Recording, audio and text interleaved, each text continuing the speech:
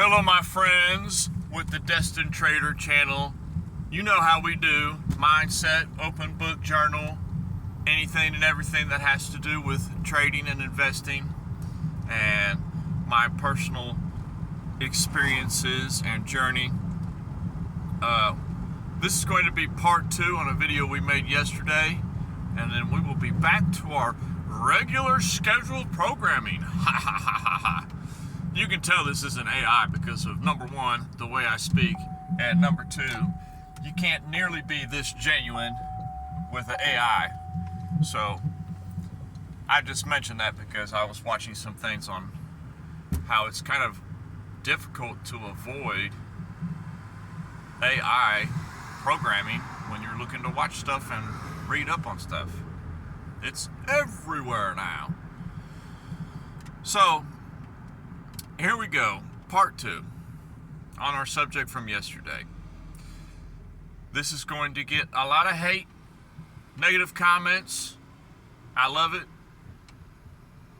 You know, some confrontation, that's okay. Just remember, this is just my opinion and my personal experience and just how I view the market in general.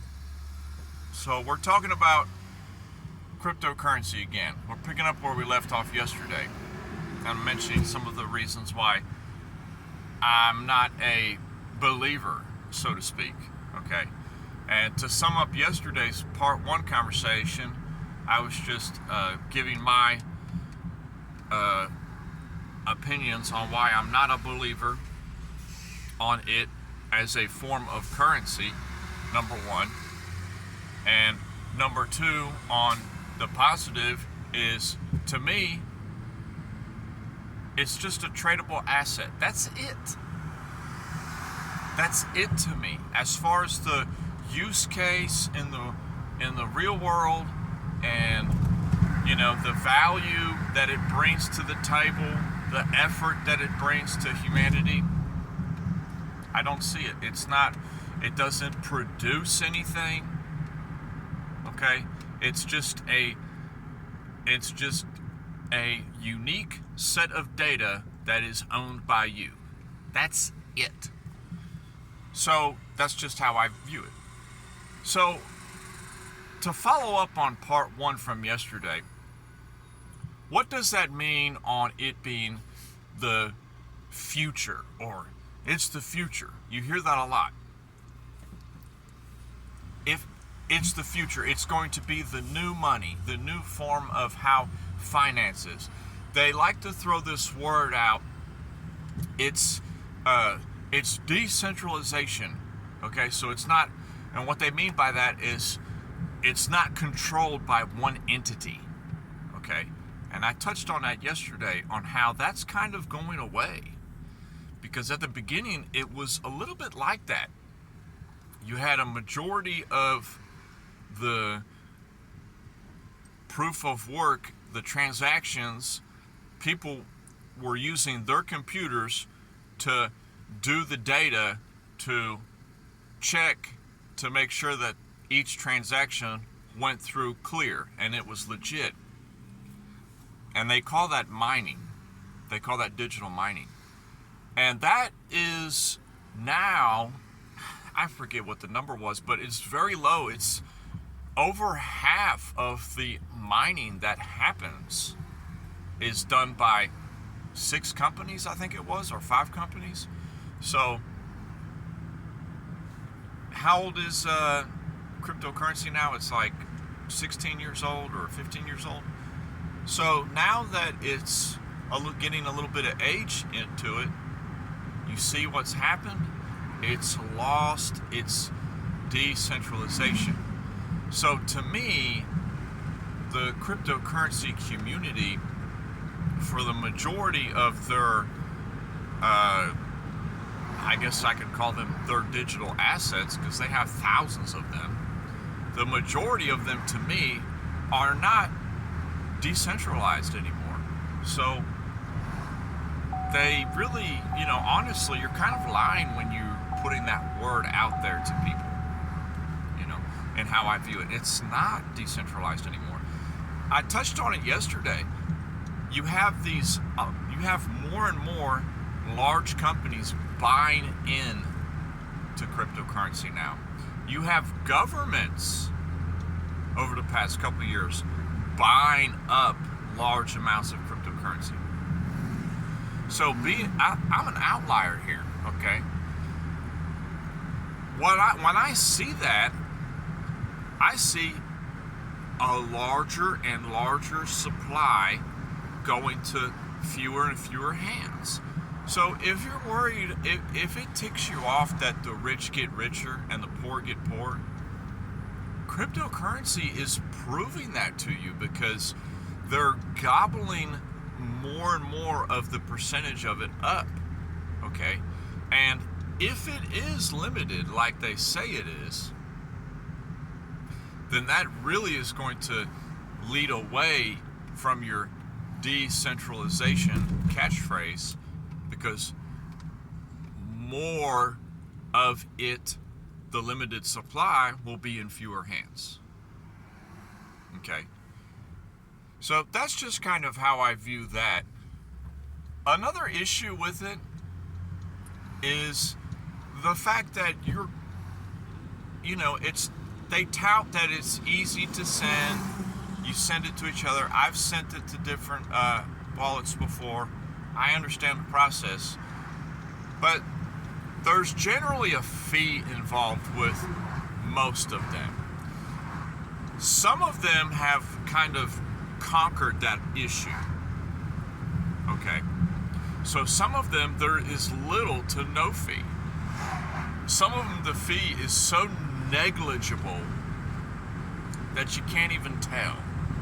Okay. So,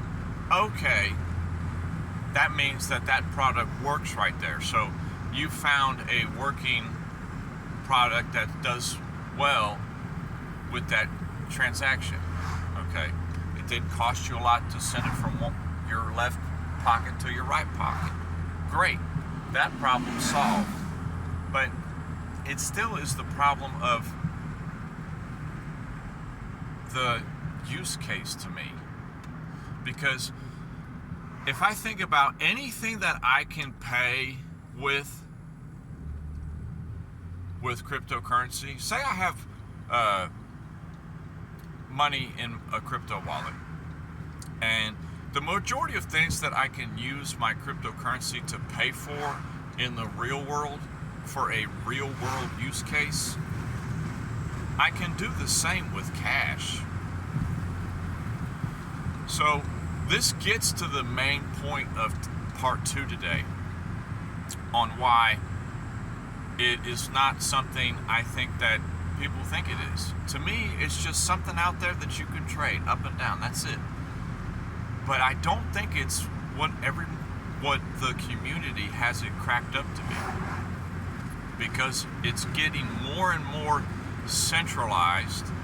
Okay, less and less people partially own their own cryptocurrencies on their own personal wallets that they hold themselves and only they have access to.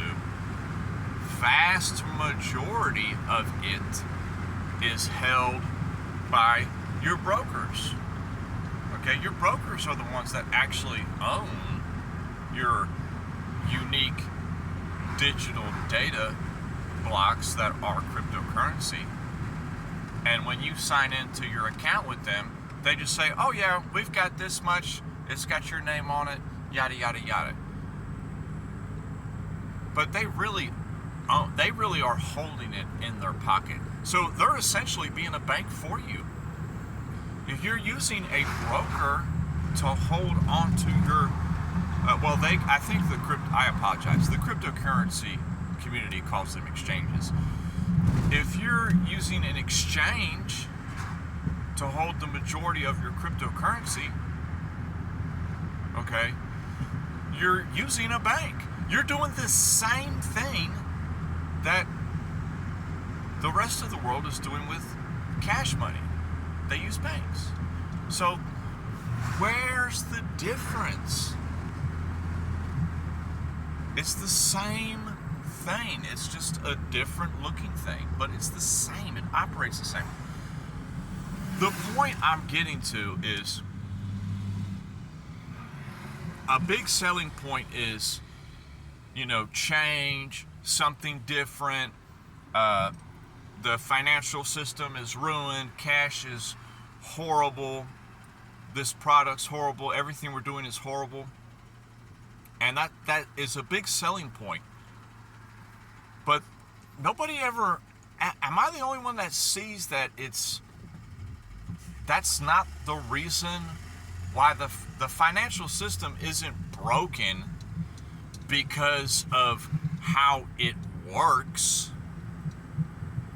Oh, yes it is. Calm down. Listen. Think about this. Just spend 30 seconds of your life to get me over this conundrum. Help a brother out here. The current financial system is not broken. It just has greedy people in it who just want more. That's it. The actual system, the machinery, the engineering, the products, the uses, the ability to function works great. I slightly touched on this yesterday, and this is kind of my kicking point, is it works so good because it's had so long to develop and be able to work.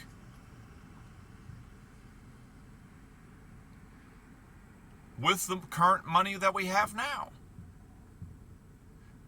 You get paid, it direct deposits instantly into your check. You go to your bank, you can withdraw it instantly. You can go take cash out. Cash is a big thing, okay? Now, let me tell you why I'm a big proponent of cash. Because cash is the number one thing that keeps the fiat system stronger than the cryptocurrency system. It's not, well, I think it's the number one thing. It's not, I would say it's one of the top few things that keep it way above and beyond the cryptocurrency system. If the world was to switch to a cryptocurrency system where everything is digitized, okay? What happens when you have technical issues and things like that, okay? The internet goes down for a couple days, your bank glitches out and, it makes it, wipes a bunch of data off the board. Some server in whatever, Paducah, Kentucky, it explodes, and all the data that was stored in that server, including the data that included the amount of cryptocurrency you have on a particular broker, just got vanished from the face of the earth, just like that. It's very interesting to me why it would be all digital. To me, that's what makes fiat much stronger to me, because of having the cash. You have the digital, you have cash you can use, you have receipts, you have bank statements, okay? Who's printing off their cryptocurrency statements on paper?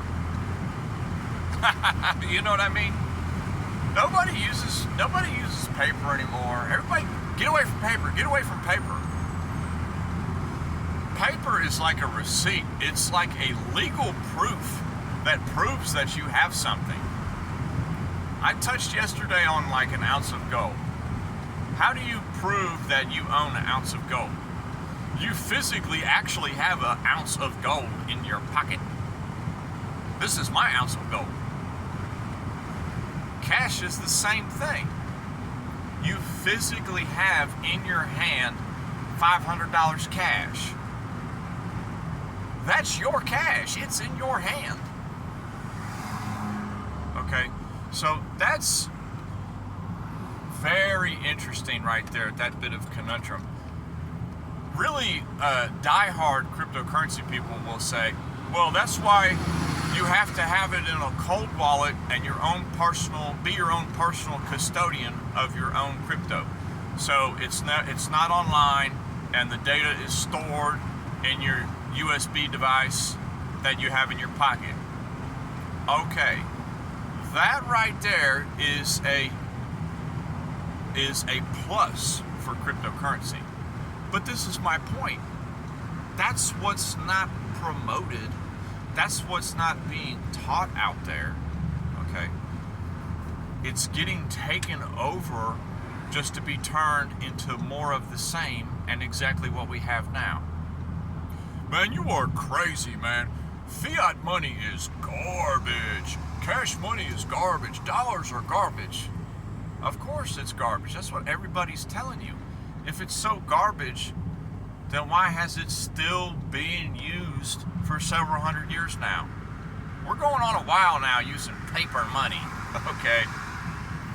So, why is it still being used? Because it has both. It has the physical in your hand cash, and it also has the quote-unquote on the books, the digital form. The bookkeepers that say how much money you have on paper. So that's a big plus for fiat, you know. I'm the outlier. I know I'm crazy. I'm just not sold. It's just hard to sell me on that, you know. Another thing too, and I've been in it too, so I kind of know a little bit.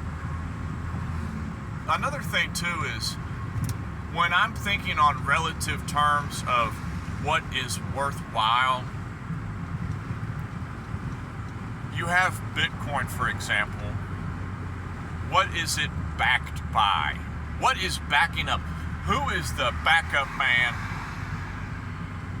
for Bitcoin that's going to say, this is what it's worth and this is what it is? Bitcoin is only worth what supply and demand wants it to be worth. That's it. Because there's no entity behind it backing it. Okay? The stock price of Walmart. Why is that different? Because there is an actual entity backing the value of that stock, which is the company of Walmart. They are backing that stock. That stock is just, all it is it's just a relative number showing you the worth of that company. The same is with the dollars. To me, the more I think on the subject, the less complicated it becomes. Because with fiat money, and a big reason why I mostly trade the Forex market is because it's simply just based off the value of each nation and the strength of each nation. I'm not speaking physical strength. I'm just speaking financial stability and healthy economy strength, okay? And that is pretty much dumbed down what the Forex market is. It's the same as the stock market, except for you're essentially just trading what each nation's currency is worth, and their currency is worth whatever that nation's worth. So the United States dollar is the entity. What's the entity behind the United States dollar? It's not the government of the United States. Because when people say that, they make it sound that it's only the government, just the government entity, the lone, sole, evil entity of the government. Am I the outlier in being incorrect in thinking that no, it's actually the nations as a whole, the United States as a whole, and their economy and the health of their nation? Yes, the government is a big part of that because they help run the nation, they help oversee the nation in different facets. But that's just basically what it's backed by and what it represents the value of. To me, the United States dollar is not so lenient upon the supply and demand idea that cryptocurrency is. So it's just interesting. That's just how I view it. Just a couple tidbits, but that's my part 2 on how I kind of view cryptocurrency. Oh yeah, if you're a trader like I am, you have no problem with cryptocurrency and trading cryptocurrency. Because to me, it's like everything else in the market. I'm going to play this move to this area, this idea to this area, and then I'm out. But as far as the future, holding on to it, the new financial system, this is the only way to go.